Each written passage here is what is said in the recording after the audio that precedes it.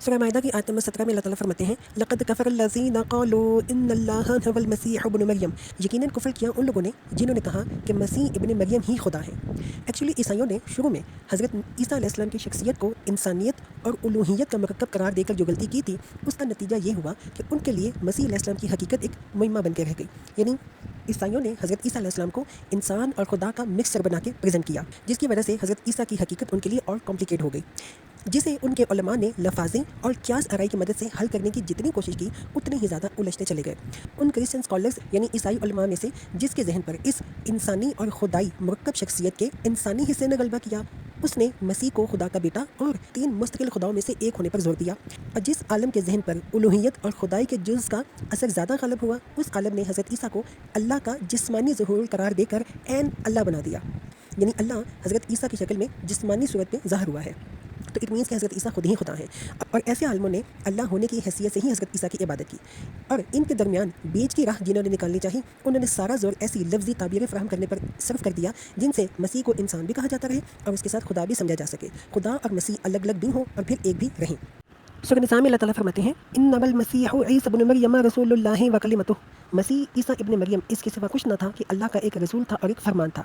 आयत में लफ्ज़ इस्तेमाल हुआ है व कलिमतुहु, यानी कि कलमा। मरियम अलैहिस्सलाम की तरफ कलमा भेजने का मतलब ये है कि अल्लाह ने हज़रत मरियम अलैहिस्सलाम के रहम पर यह हुक्म नाजिल किया कि किसी मर्द के नुतफ़े से सिराब हुए बगैर हमल का इस्तकरार कबूल कर ले। यानी किसी मर्द के मिले बगैर ही हज़रत मरियम के पेट में हज़रत ईसा अलैहिस्सलाम पैदा हुए। ईसाइयों को शुरू में हज़रत ईसा की बिना बाप की पैदाइश का यही राज और तरीका बताया गया था, मगर ईसाइयों ने यूनानी फ़लसफ़े से गुमराह होकर पहले लफ्ज़ कलमा को कलाम या नुतुक यानी लोगोस का हम नहीं समझ लिया, फिर इस कलाम और नुतुक से अल्लाह का ज़ाती सिफ़त कलाम मुराद ले ली। फिर ये क्यास कायम किया कि अल्लाह की इस ज़ाती सिफ़त ने मरियम अलैहिस्सलाम के बतन में पेट में दाखिल होकर वो जिस्मानी सूरत अख्तियार की जो हज़रत ईसा की शक्ल में ज़ाहिर हुई। इस तरह ईसाइयों में हज़रत ईसा अलैहिस्सलाम की उलूहियत का फासद और झूठा अक़ीदा पैदा हुआ, और इस गलत तसव्वुर की जड़ पकड़ ली कि खुदा ने खुद अपने आप को या अपनी अज़ली सिफ़ात में से कलाम और नुतक की सिफ़त को हज़रत ईसा की शक्ल में ज़ाहिर किया है। आगे अल्लाह ताला फरमाते हैं, अल्क़ाहा इला मरियम व रूहुम मिन्हु। जो अल्लाह ने मरियम की तरफ भेजा एक रूह थी अल्लाह की तरफ से, जिस रूह ने हज़रत मरियम के रहम में बच्चे की शक्ल अख्तियार की। इस आयत में हज़रत ईसा को रूहुम मिन्हु कहा गया है, यानी खुदा की तरफ से एक रूह। और सूरह बकरा में अल्लाह ताला कहते हैं, अय्यदनाहु बिरूहिल कुदस। हमने पाक रूह से ईसा अलैहिस्सलाम की मदद की। और दोनों आयात का मतलब ये है कि अल्लाह ने ईसा अलैहिस्सलाम को वह पाकीज़ा रूह अता की थी जो बदी से नाआशना थी, सरासर हकानियत और रास्तबाजी थी, और सर से पाँव तक फजीलत अखलाक थी। यही तारीफ़ हज़रत ईसा अलैहिस्सलाम की ईसाइयों को बताई गई थी, मगर ईसाइयों ने इसमें भी गुलूफ से काम लिया।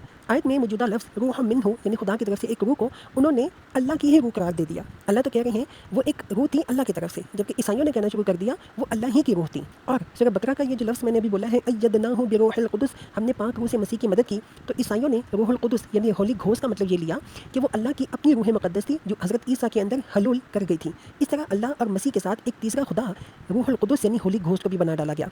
ये ईसाइयों का दूसरा ज़बरदस्त गुलूफ था जिसकी वजह से वो गुमराही में मुब्तला हुए।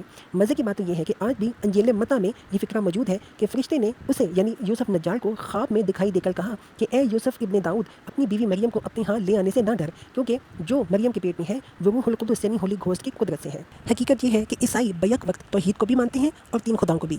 हज़रत ईसा अलैहिस्सलाम के वाज़ेह अक़वाल जो अनाजील में मिलते हैं, उनकी बिना पर कोई ईसाई इससे इनकार नहीं कर सकता कि खुदा बस एक ही खुदा है और इसके सिवा कोई दूसरा खुदा नहीं है। उनके लिए ये तस्लीम किए बगैर चारा नहीं है कि तौहीद ही असल दीन है।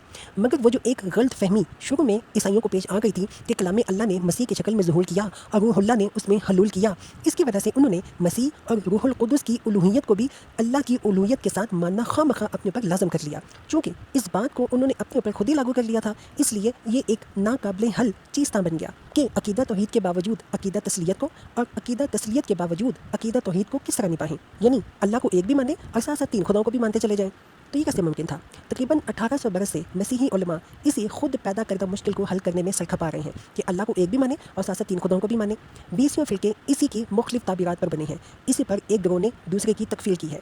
इसी के झगड़ों में कलीसा पर कलीसा अलग होते चले गए। इसी पर उनके सारे इल्म कलाम का ज़ोर सर्फ हुआ है। हालांकि ये मुश्किल ना खुदा ने पैदा की थी, ना उसके भेजे हुए मसीह ने, और ना इस मुश्किल का कोई हल मुमकिन है कि खुदा 3 भी माने जाए और फिर वहदानियत भी बरकरार रहे। इस मुश्किल को सिर्फ उनके गुलूफ ने पैदा किया है, और उसका बस यही एक हल है कि ईसाई गुलूफ से बाज आ जाए, मसीह और रूहुल कुदस की उलूहियत का तखय्युल छोड़ दें, सिर्फ अल्लाह को इलाह वाहिद तस्लीम करें और हज़रत ईसा अलैहिस्सलाम को सिर्फ अल्लाह का पैगम्बर करार दें, ना कि किसी तौर पे भी अल्लाह की उलूहियत में उनको शरीक समझें।